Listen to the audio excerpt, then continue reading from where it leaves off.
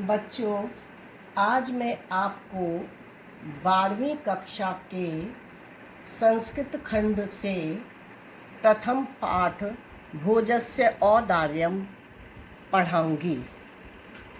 ततः कदाचित् द्वारपाल आगत्य महाराजं भोजं प्राह। इसके पश्चात किसी द्वारपाल ने आकर महाराजा भोज से प्राह माने बोला, देव कौपी न अवशेषो विद्वान द्वारी वर्तते, कि हे देव, कौपी न अवशेष जिसके शरीर पर मात्र लंगोटी ही शेष है, कोई विद्वान द्वार पर आया है। राजा प्रवेशय इति, राजा ने इस प्रकार कहा कि उसे प्रवेश कराओ। ततः प्रविष्टः सह कवि भोजम आलोक्य अद्य मे दारिद्र्य नाशो भविष्यति। तब प्रविष्ट होकर वह कवि भोज को देखकर अद्य में दारिद्र्यम नाशो, अद्य माने आज, में माने मेरा, दारिद्र्य माने दरिद्रता का नाश भविष्यति हो जाएगा। इति इस प्रकार मत्वा माने मानकर, तुष्टो संतुष्ट होकर, हर्षा शूनी मुमोच, उसने हर्ष से अर्थात प्रसन्न होकर आंसू जो है वो छोड़ दिए। मुमोच माने छोड़ दिए, लेकिन उसके आंसू जो है आँखों से निकल गए। राजा तम आलोक्य, राजा ने उसको देखकर प्राह माने बोला, कवि किम रोदसी, हे कवि आप क्यों रोते हो। ततः कविराज राहा राजनम, तब कवि बोला, हे राजन, आकर्ण्य मद गृहस्थिम स्थितिम, हे राजन आप मेरी घर की स्थिति को सुने।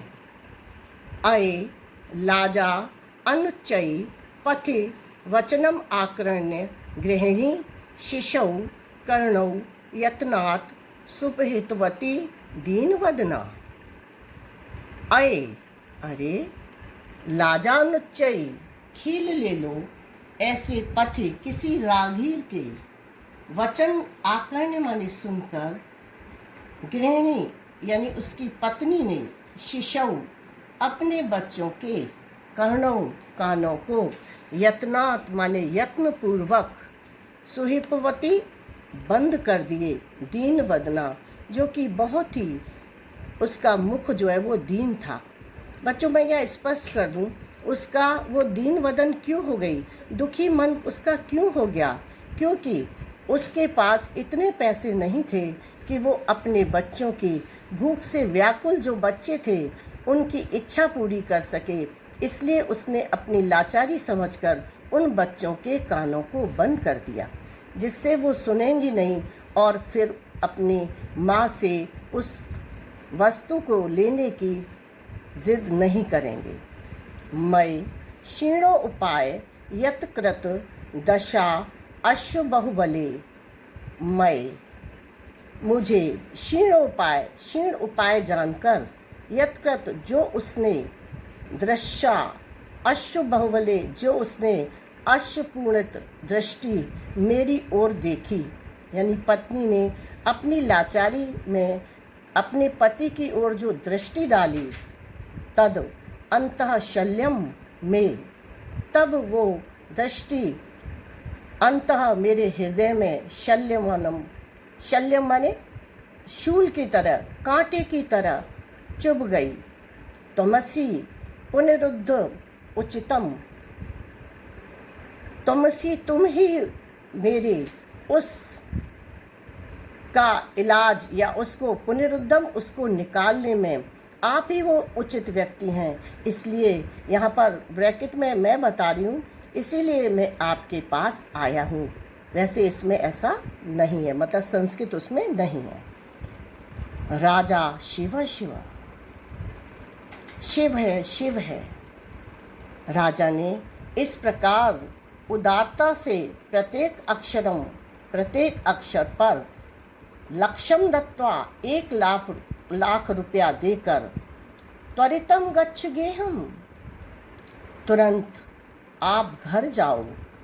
तद गृहिणी खिन्ना वर्तते, तुम्हारी गृहिणी यानी पत्नी खिन्ना माने दुखी है। अन्यदा भोजः श्री महेश्वरम नमितुम, अन्यदा दूसरे दिन भोज ने श्री महेश्वरम, श्री महेश माने शिवजी, शिवजी को नमस्कार करने के लिए शिवालयम अगच्छत, शिवालय गए। यानी राजा भोज जो है वो दूसरे दिन शिवजी को नमस्कार करने के लिए उनके मंदिर शिवालय गए। तदा को अपि ब्राह्मणा राजनम शिव सन्निधो प्राहादेव, तब कोई शिव के समीप, सन्निधो माने समीप, शिव के समीप बैठा हुआ ब्राह्मण ने राजा से बोला, प्राह माने बोला, हे देव, अर्ध दानव बैरिणा गिरजाया अपि अर्ध शिवस्य हतम, कि हे देव, शिव का आधा भाग दानव बैरिणा, दानव माने जो दानव के बैरी अर्थात विष्णु ने, उनका आधा भाग जो है विष्णु ने गिरजा अपि अर्ध, और आधा भाग गिरजा यानी पार्वती ने ले लिया। देव इत्थम जगति तले पुरहरा अभावे समुन्निमलति, हे देव, इस प्रकार जगति माने संसार पर पुरहरा आपका यानी शिव का अभाव समुन्मीलति माने दिखाई देने लगा, अर्थात पृथ्वी पर शिव का अभाव जो है वो दिखाई देने लगा। अतः गंगा सागरम, गंगा जो है वो सागर में, और अंबरम शशिकला, शशिकला यानी चंद्रकला अंबर में, नागा अधिपः शमातलम, और नागाधिप यानी नाग, नाग के राजा कौन थे? शेषनाग, शेषनाग शमातलम यानी पृथ्वी तल में समा गई। आपको बच्चों पता है कि शिव जी के सिर पर गंगा धारण रहती है और उनके चंद्रकला यानी एक चंद्रमा दिखाई देता है और नाग भी उनके सिर पर रहता है। तो जब शिव का अभाव हो गया तो ये सारे लोग, गंगा सागर में चली गई, चंद्रकला अंबर में चला गया और जो शेष नाग थे वो पृथ्वी तल में चले गए। सर्वज्ञत्व अमधीश्वरत्म अगमत, और सर्वज्ञता और अधीश्वरता तम गमत त्वाम, त्वाम माने तुम में, यानी उस राजा भोज में सर्वज्ञता और अधीश्वरता राजा भोज में आ गई। माम तो भिक्षाटनम, और मुझे तो सिर्फ भिक्षाटन मिला। आप ये जानती हैं बच्चों कि ब्राह्मण जो है वो भिक्षा मांगते थे, इसलिए उसने कहा कि और मुझ में तो भिक्षाटन आ गया।